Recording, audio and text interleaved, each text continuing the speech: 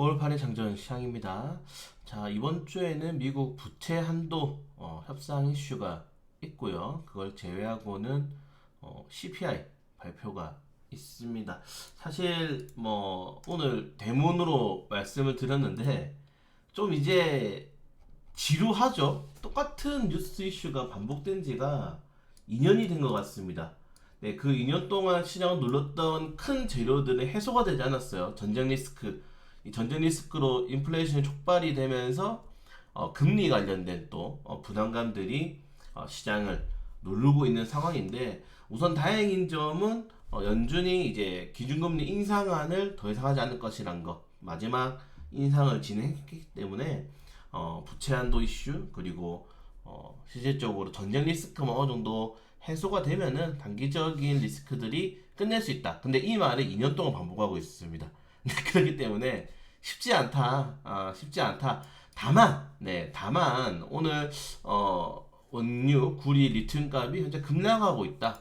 자, 이런 것들이 결국에는 인플레이션이 어느 정도 잡히고 있다는 거거든요. 전쟁을 지금 장기화가 되고 있는 상황에서 세계의 원자재 시장이 이런 것들에 대한 리스크보다 현재 경기 침체, 수요가 줄어드는 것을 더욱더 우려하고 거기에 대한 가격이 하락이 나오고 있다. 이런 가격의 하락은 경기 침체를 의미하기도 하지만은 결국에는 인플레이션이 잡히고 있는 것을 의미하는 거잖아요. 사실 미국의 노동, 미국의 임금은 논외로 하겠습니다. 예, 그거는 사실 모든 전문가들이 다 틀린 영역이기 때문에 논외로 하고 우리가 예측이 가능한 그리고 어느 정도 컨트롤이 가능한 원자재 가격은 잡히고 있다. 잡히고 있다는 거는 인플레이션이 좀 해소가 되고 있지 않냐. 그러면은 시장을 흔들었던 두 가지 재료 중에 금리와 인플레이션이 좀 해소가 된다면은 금리가 인플레이션 같이 가는 거니까 해소된다면 이제 전쟁만 해소되면은 되는 거잖아요. 전쟁에 대한 리스크들만 좀 시장에 남아 있는. 그래서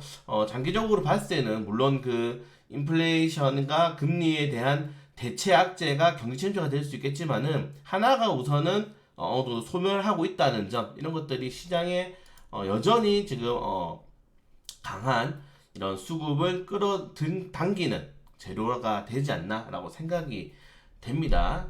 그렇기 때문에 우선은 이런 인플레이션은 잡히고 있다. 인플레이션은 잡히고 있고 그리고 전체적인 이 똑같은 재료들이 반복이 되는 와중에 하나의 축이 무너져 가고 있다. 다만 그 축은 경기 침체라는 축으로 대체가 가능하다라는 점 생각한다면은 우리가 2년 동안 특징의 시장의 특징을 하나로 봤을 때는 테마주 랠리, 개인별 이슈로 인한 종목 장세. 딱 이거 하나만 모든 사람들이 그래 딱 이렇게 동의할 수 있는 시장의 공통점이잖아요. 현재 시장을 보는 이슈들이 워낙 다양하기 때문에 다만 그런 공통점 우리가 조금 더 잘 확인한다면은 테마, 개별 장세 일정을 조금 더 디테일하게 확인해야 될 필요가 있을 것 같고 종목들을 조금 더 많이 선별을 해놔야겠죠. 어떤 이슈가 나왔을 때 어떤 종목들이 오르느냐에 따라서 그런 포트폴리오의 구축이 조금 더 중요하지 않나. 지금은 CPI, 뭐 고용주총, 전쟁 다른 이슈들이 무의미합니다. 네, 똑같은 재료가 반복되는 거기 때문에 무의미하고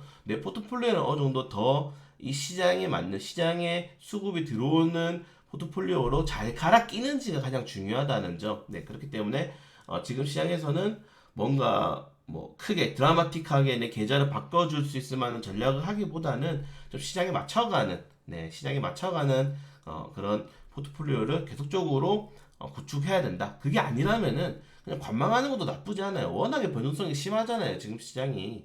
네, 그렇기 때문에 전혀 이 관망세를 가져가는 것도 무리는 아니다. 라고 좀 말씀을 드리고 싶습니다. 네, 개별적인 이슈도 한번 체크해 보시면 될 것 같고 워렌 버핏이 경제가 좀 있으면 이제 침체가 들어간다. 경제 놀라운 시기가 이제 끝나간다.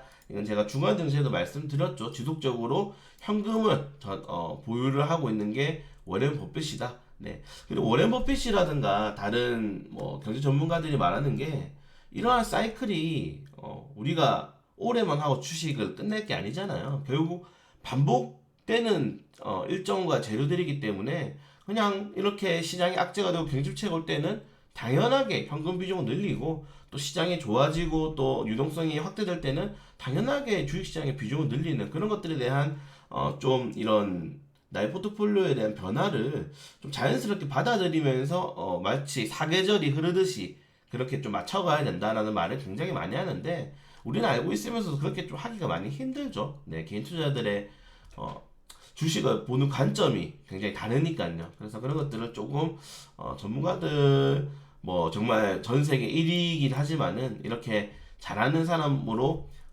우리가 좀 이 가이드의 목표가를 잡고 맞춰 나가는 게 좀 좋지 않나라고 생각이 됩니다. 네, 그리고 미국이 이제 삼성전자, SK하이닉스에 대한 규제를 좀 완화할 수 있다. 이런 것도 사실은 이번에 미국에 가가지고 뭐 우리가 많이 퍼주고 왔다는데 하나씩 돌아오는 것들이죠. 네, 그런 것들이기 때문에 이런 것들은 반도체 기업들에 대한 좀 수요로 기다려 질 수 있을 것 같습니다. 네, 그걸 제외하고는 뭐 큰 이슈는 많이 없어요. 이번 주에도 큰 이슈 많이 없기 때문에 개별적인 뉴스 이슈, 뭐 테슬라 관련된 이슈들이 주말에 좀 많이 나왔기 때문에 뭐 테슬라 응급제 실리콘이라든가 이런 것들을 좀 확인해 해보는 게 조금 더 좋을 것 같습니다. 그리고 좀 중장기적으로 투자를 하시는 분들은 방위산업주 계속적으로 강조를 드리고 있어요. 방위산업주에는 에 대한 이 전망 같은 경우에는 경기가 침체가 될 때 방위산업 같은 경우에는 나라가 망하지 않는 이상 일정 부분의 GDP가 투영이 되는 투입이 되는 산업이기 때문에 국밥 산업이죠. 그래서 시장이 좀 어려워지거나 그리고 방위산업에 대한 이런 전망이 계속적으로 좋게 나오고 있는 상황에서 방위산업 관련 테마주들 하나 둘 모아가 보시는 것도 굉장히 좋다라고 좀 생각이 됩니다. 그걸 제외하고는 뭐 큰 이슈가 많이 없기 때문에 지난 주말에 애플 이슈로 인해서 반등했던 뉴욕 증시의 그런 반등세를 국내 증시가 어느 정도 흡수할 수 있는지 그런 것도 좀 확인하면서 시장 대응할 거 하면은 좋을 것 같고 일정들 한 번씩 좀 확인하면서 시장 대응할 수 있도록 하겠습니다.